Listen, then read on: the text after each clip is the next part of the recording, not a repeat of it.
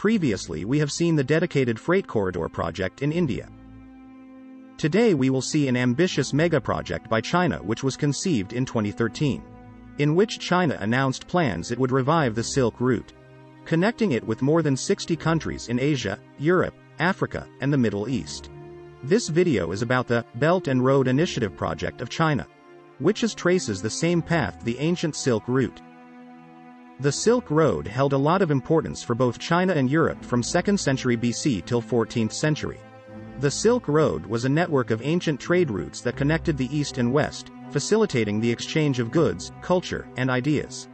Decline of the Silk Road began in 14th century with the rise of maritime trade routes and geopolitical changes. The development of new sea routes diminished the importance of the overland Silk Road. In 21st century China has tried to rediscover the Silk Road, under the name of Belt and Road Initiative or the BRI.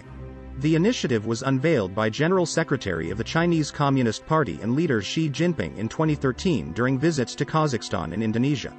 As projected by China, the initiative aims to enhance trade and investment, as well as promote economic cooperation and cultural exchange among countries. The stated objectives are to construct a unified large market and make full use of both international and domestic markets, through cultural exchange and integration, to enhance mutual understanding and trust of member nations, resulting in an innovative pattern of capital inflows, talent pools, and technology databases. But some believe it is a strategic move to find an alternate route to reach Europe to the current sea route going through Straits of Malacca to Mediterranean Sea via Red Sea. The United States view the project critically because of possible Chinese influence. Others point to the creation of a new global growth engine by connecting and moving Asia, Europe and Africa closer together. Freight trains from China are currently reaching many countries around the world via the new Silk Road. The Chinese are now betting on rail transport. But why China has chosen trains as an option for transportation? According to the Chinese, freight trains are an ideal alternative to sea and air transport. China is rediscovering the old Silk Road and bringing this idea of trade back. Chinese plans to develop inland parts of the country to improve transport. This includes the creation of many free trade zones, inland. The efforts of the Chinese people already show positive effects, especially among advanced technology manufacturers in Chengdu, Zhengzhou, and Chongqing. Rail freight is a better option for them to deliver goods to Europe. By rail route it will take about 15 days to reach Eastern Europe, as against to sea freight which currently takes about 45 days.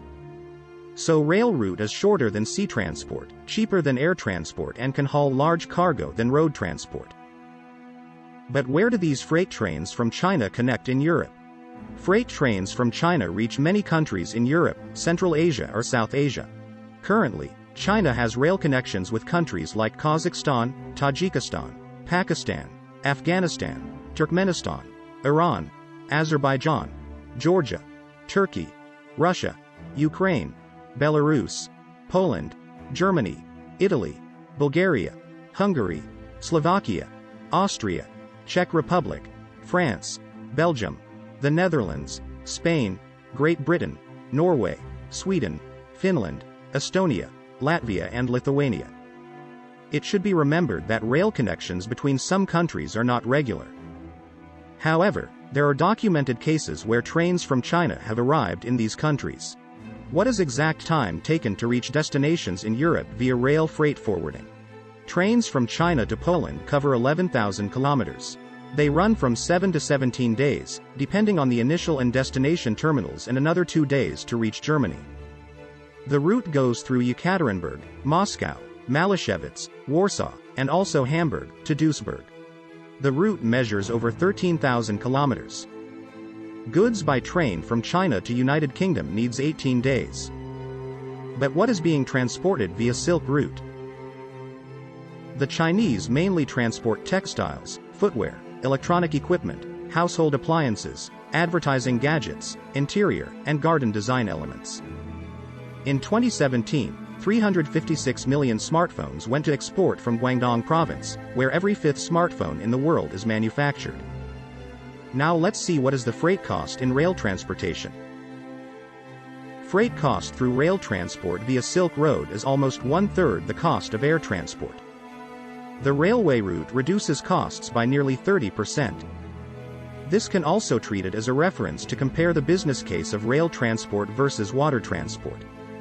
It should also be noted that tonnage of a shipment is limited by tonnage capacity of tracks, power of the locomotive hauling the train, length of the train, and frequency of train. The price for a container is usually from $4,900 to $10,000, depending on the transported goods. So, what is the future of Silk Road project by China? Currently, China is ambitiously working on a railway connection with Singapore, which will pass through the Malay Peninsula.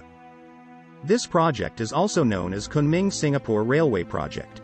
China's freight trains will be arriving at each of the Southeast Asian countries, namely, Laos, Myanmar, Cambodia, Thailand, Malaysia and Singapore. The first leg of the project involved the development of the railway line from Kunming to Vientiane in Laos. In 2021, the rail project up to Laos was brought to completion as a part of China's Belt and Road Initiative. Now in Myanmar, as of recently, has been going through a grave internal political crisis resulting in a civil war and a refugee crisis, which has created difficulties for the project itself. Malaysia forms an important piece of this structure. The Malaysian leadership however had halted the $20 billion, 688 kilometers railway line project connecting southern Thailand to Kuala Lumpur and had decided to postpone the 350 kilometers railway line project connecting Malaysia to Singapore. Even though the projects are merely halted and not abandoned, this still suggests a certain deficit of trust that may be present regarding China's debt-fueling policies to steer massive infrastructural projects. Apart from this, it is also significant to note that some countries of the region have been wary of China's debt trap diplomacy approach, and Malaysia is one of such countries. China and Vietnam have had tense relations and have even been involved in the territorial dispute over Paracel Islands in the South China Sea. China may still continue to push for this project, because it will allow China to access the maritime route that is currently in control of the ASEAN nations. It's important to note that while the Belt and Road Initiative offers various benefits for China, it has also faced criticism and concerns related to financial debt, sustainability, environmental impact, and geopolitical implications. The overall success and impact of Silk Road or BRI will depend on how effectively these challenges are addressed over time. That's all we have for today. So, hope you enjoyed this video. If so, please click on the like button. Give your valuable comments on this video. And subscribe to this channel. Thank you.